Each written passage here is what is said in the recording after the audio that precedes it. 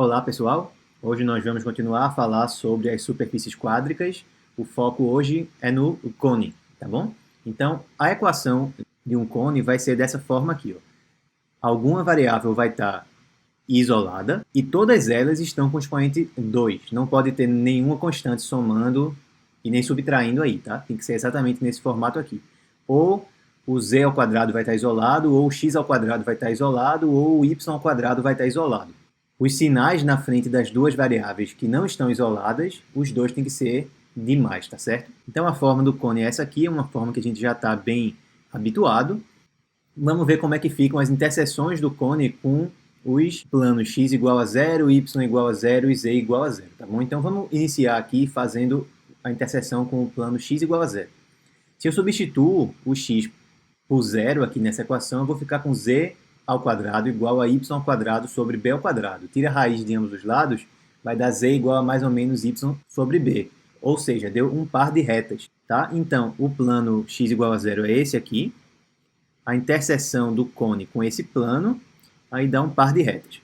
Normalmente, assim como nos outros vídeos, quando dá uma cônica degenerada assim, a gente não gosta, né? A gente quer que a interseção dê uma elipse, ou uma parábola, ou uma hipérbole, tá bom? Então a gente vai olhar aqui para planos paralelos a esse. Então a gente vai olhar para planos da forma x igual a k, tá bom? Então, se a gente substituir aqui o x por k, o que é que vai ficar? A equação agora fica assim. Esse termo aqui agora, ele é uma constante, beleza? Então eu vou passar esse cara aqui, ó, que ainda envolve uma variável para o outro lado. E aí ficou assim, ó, menos y ao quadrado sobre b ao quadrado mais z ao quadrado igual a k ao quadrado sobre a ao quadrado. Isso aqui é uma constante. Se a gente divide tudo por essa constante, vai ficar menos y ao quadrado sobre alguma coisa mais z ao quadrado sobre alguma coisa igual a 1. É a equação de uma hipérbole, né? Ou seja, se a gente fizer o x igual a k, se a gente olhar para algum plano que seja paralelo a esse aqui, a interseção tem que dar hipérboles. Vamos ver que é exatamente isso que acontece, ó. Olha aí as hipérboles aparecendo, tá? Então, com planos paralelos ao plano x igual a 0, a gente obtém hipérboles. Agora a gente volta aqui para a equação original e vamos olhar para interseções com o plano y igual a 0. Se a gente zera aqui agora, ó, aí vai ficar z ao quadrado igual a x ao quadrado sobre a ao quadrado, tira a raiz de ambos os lados, dá z igual a mais ou menos x sobre a. De novo vai dar um par de retas e de novo, pelo mesmo motivo que deu ainda agora, se a gente fizer a interseção com planos paralelos ao plano y igual a 0, também vai dar essas hipérboles aí, beleza? Então agora vamos olhar para a interseção com o plano z igual a 0.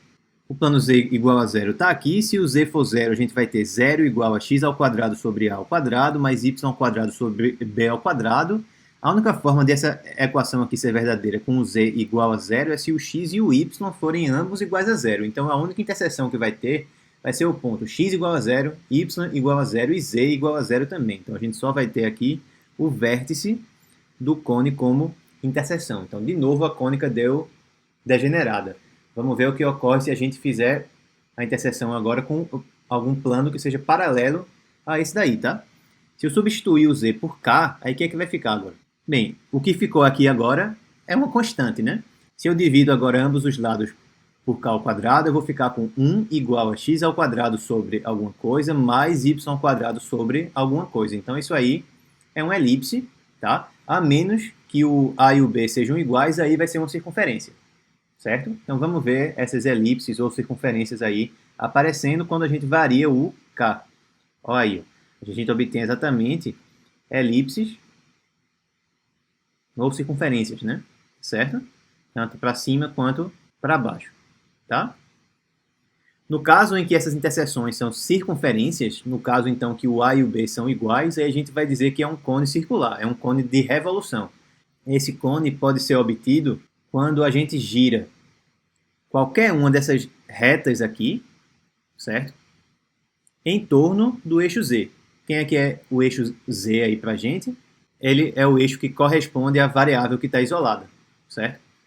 É um eixo que é paralelo ao eixo Z, no caso, e que passa pelo vértice. Só que aqui o vértice é a origem, né? Então, essas retas aqui a gente costuma chamar de geratrizes, porque são as retas que geram o cone quando a gente gira em torno do eixo, tá bom? Beleza, então a gente já obteve aqui elipses e obteve hipérboles. Só que vê, essas curvas são chamadas de cônicas. Por que cônicas? Porque elas têm a ver com o cone. Elas vão ser obtidas pela interseção de um certo plano com o cone. Falta então a gente ver as parábolas aparecerem. Então, ao invés de a gente olhar para planos que sejam paralelos a esse aqui, ou seja, apenas subir o plano ou abaixar o plano, a gente vai agora inclinar esse plano aí. Então, agora a gente vai olhar para planos inclinados, tá certo? Então, vamos ver como é que fica a interseção do cone com esse nosso plano inclinado aí. A gente não vai demonstrar isso aqui, vai ficar para algum outro vídeo, mas vamos dar uma olhadinha aqui em como que ficam essas interseções. Por exemplo, nesse caso aí, a gente tem uma elipse, tá? Nesse caso, a gente vai ver que se a gente inclina esse plano, a gente pode obter tanto uma elipse, quanto um hipérbole, quanto uma parábola. Depende de como que for essa inclinação, tá? Se o plano corta apenas uma das folhas desse cone, aqui, por exemplo, ele só está cortando a folha de baixo do cone, tá? A interseção vai ser uma elipse, a menos de um caso especial que eu vou mostrar daqui a pouco. E se ele corta as duas folhas, a interseção vai ser uma hipérbole. Vamos ver. Ó, aqui ó, ele está cortando as duas folhas, interseção da gente, hipérbole, beleza? No caso em que a cônica não degenera, tá? E quando é que a parábola vai aparecer? Ela vai aparecer quando o plano cortante for paralelo a uma geratriz. Nessa situação aí, ó, isso ocorre nesse caso aqui. Aí. Se a gente olha direitinho, o plano ele está paralelo a essa geratriz aqui, ó. Então a curva que a gente está obtendo nesse caso é uma parábola, beleza?